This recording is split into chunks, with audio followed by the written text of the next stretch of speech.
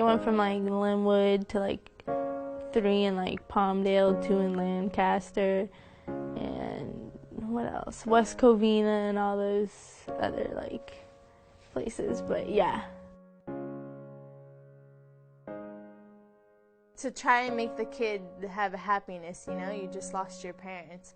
Like being in the foster system, you have to go from home to home not knowing who you're going to be with. You don't just stay in one city. It's hard to make friends.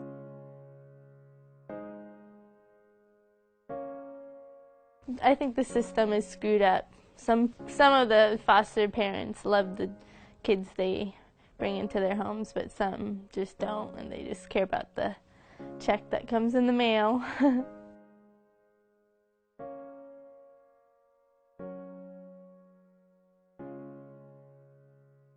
Treasure what you have now because you don't know what's going to happen when it's all gone.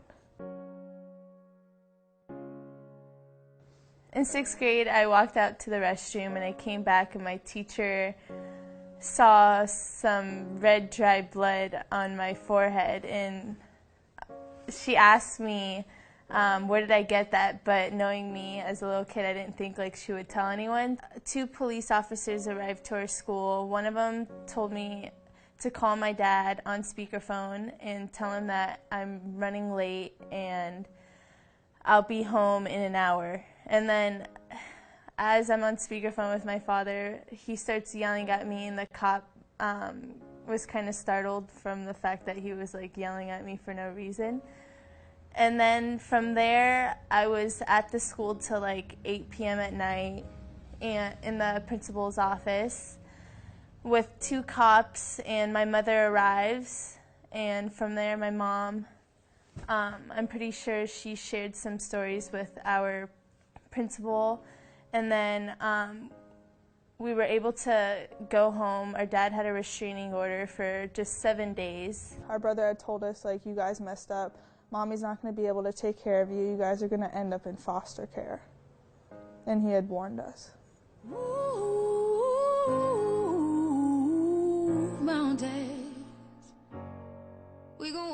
We lived in Beverly Hills on Sierra Drive. It was big. It was fun. There was a pool, big living room, and it was just, we all shared one room together. We come from an area that a lot of people want to live in, but yet we were put in the system. It sucks seeing like the kids that we did know in Beverly Hills grow up and have like everything. But I guess we weren't the typical Beverly Hills kids, you know? Our babysitter told our mom that that she witnessed her dad pulling her hair out. He just pushed me down on the floor and broke my arm. Because there was like a photo on the floor and he told me to pick it up, and like he was right in front of the photo. And he was like, come pick this up, and he just pushed me down, and then I broke my arm. And then, yeah, that's all I remember. And he told the doctors that she just slipped and fell. Yeah.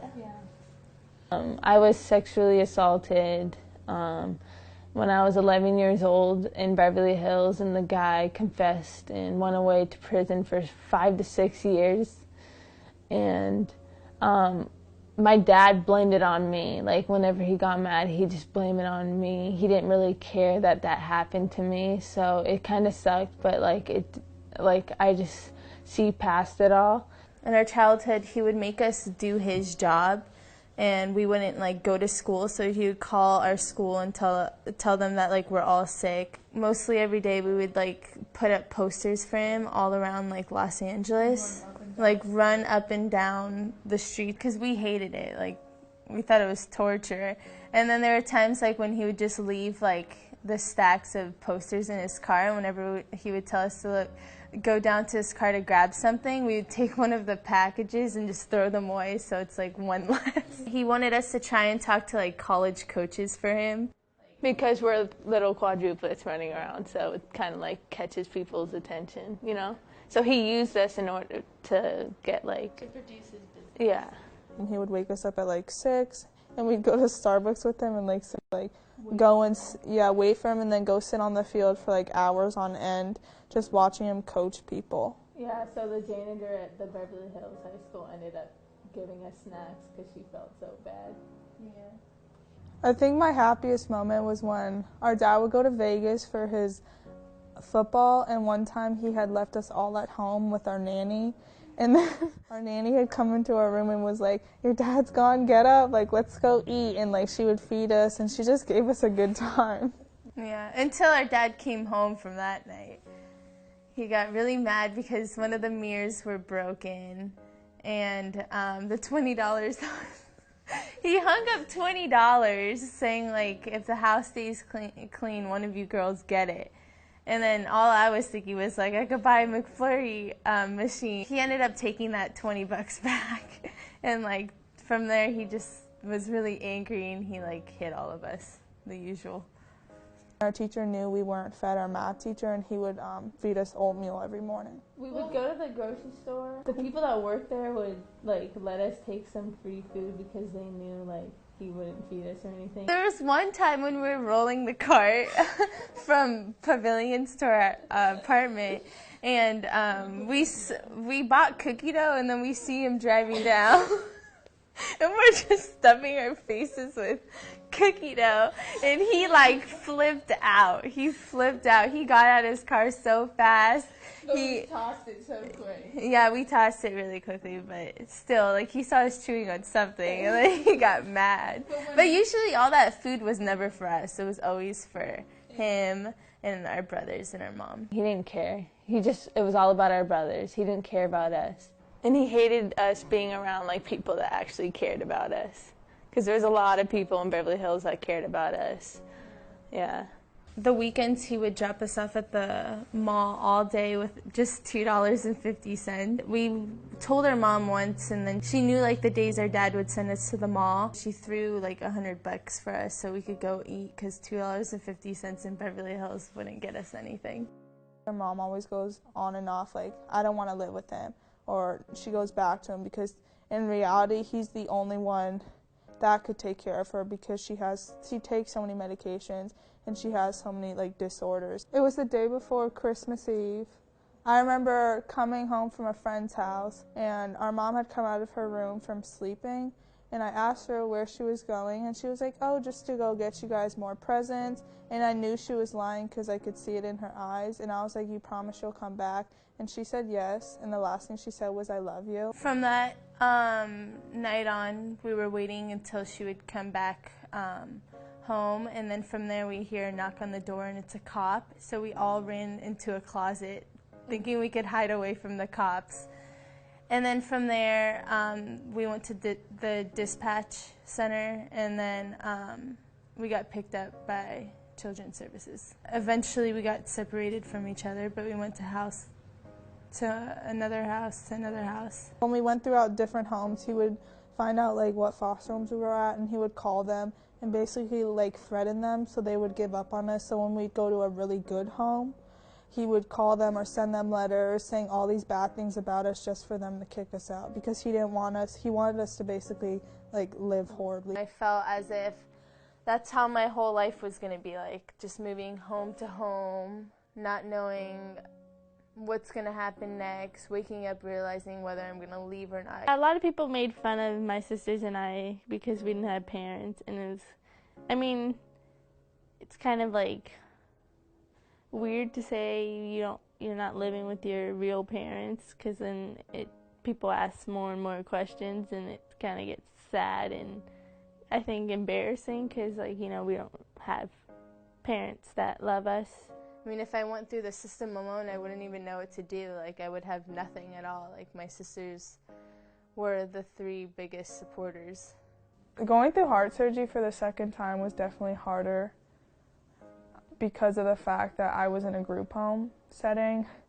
Even though my sisters visited me, I knew at the end of the day I wasn't going home with them. I was living in Gardena, and I was sleeping on a broken bed, and I got ringworms around my face.